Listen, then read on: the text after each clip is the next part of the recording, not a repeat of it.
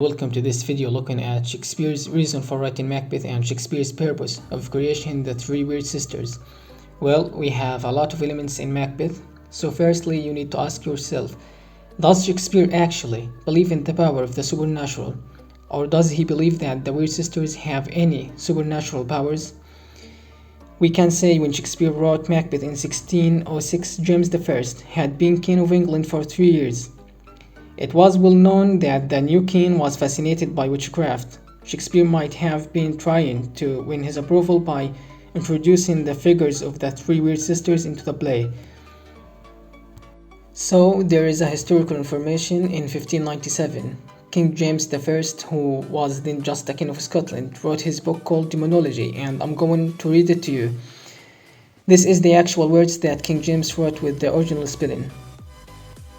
The fearful abounding at this time in this country of these detestable slaves of the devil, the witches or enchanters hath moved me, beloved reader, to dispatch and boast this following treatise of mine, not in any wise as I protest, to serve for a show of my learning and engine, but only moved of conscience, to breeze, thereby so far as I can, to resolve the doubting hearts of many, both that such assaults of Satan are most certainly practiced, and that the instruments thereof merit most severely to be punished, against the damnable opinions of two principally in our age, whereof the one called Scot and Englishman is not ashamed in public print to deny that there can be such a thing as witchcraft.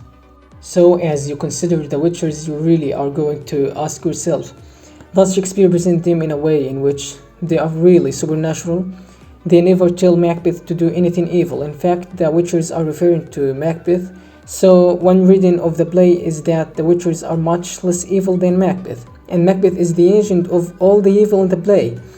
So the initial and subsequent publications of Demonology included a previously published and used pamphlet detailing the accounts of the North Berwick witch trials that involved King James himself, as he acted as judge over the proceedings, and the deputy bailiff to the Kingdom of Scotland, David Seton, have a servant named Gilles Duncan, who was found to have miraculously helped any who were troubled or grieved with sickness or infirmity. Also, David Seton examined her as a witch and obtained an confession that caused the apprehension of several others later declared to be notorious witches, and Agnes Thompson confessed before King James to have attempted his assassination using witchcraft on more than one occasion. So in the last two lines we have a historical link of witchcraft to the idea of assassinating a king, and that fits exactly, doesn't it, with the weird sisters and the attempted assassination by Macbeth. However, in death it's quite clear that Macbeth himself chose to kill the king, and Shakespeare here introduces this idea of the dagger to give King James and other members of the audience the opportunity to see the dagger as a certain of the witches, and it's of a symbol of their supernatural power, and they are controlling him. But in fact, and really subtly, at the same time, Shakespeare gives Macbeth the words.